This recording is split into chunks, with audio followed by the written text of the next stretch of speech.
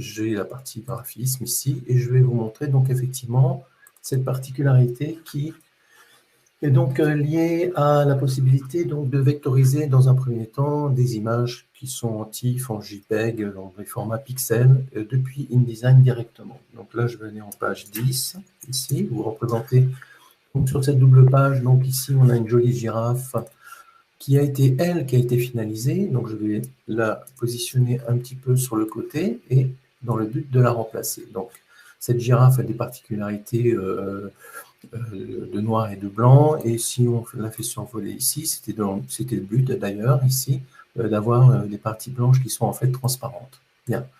Donc, je vais partir depuis une des deux images JPEG ou TIFF, ça n'a absolument aucune importance.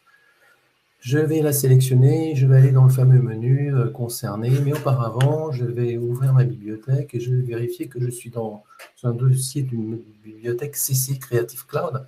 Donc, il faut avoir ce qu'on appelle des licences bien ouvertes, c'est-à-dire sans restriction de la part d'un service informatique pour pouvoir bénéficier de cette fonction. Je vais aller dans le menu Objet, je vais ici extraire de l'image et je vais choisir Forme. Alors, une boîte de dialogue très minimaliste, mais très simple, qui permet évidemment avec une gomme qui permettrait d'effacer des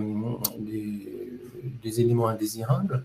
J'ai la possibilité de lisser l'enregistrement, c'est très rapide, hein. Je peux choisir moins de détails ou plus de détails, ici, et je fais enregistrer dans les bibliothèques, et je dois patienter, puisque c'est un petit aller vers les serveurs d'Adobe et un retour vers ma bibliothèque CC qui permet de le faire.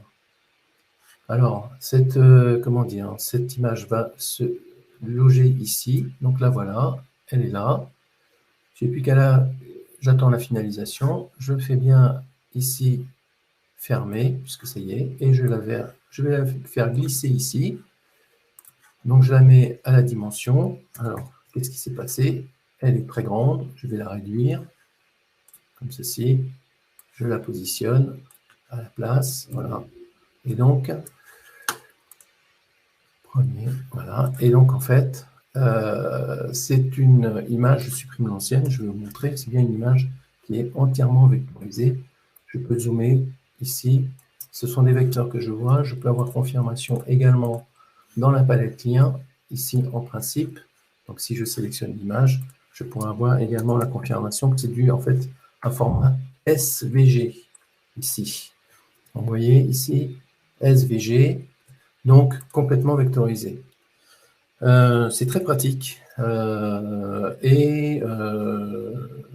c'est-à-dire vous pouvez récupérer des éléments qui sont un petit peu sur Internet et puis qui sont pas même des ébauches qui vous sembleraient pas du tout acceptables en tant que pixels, bien vous les vectorisez.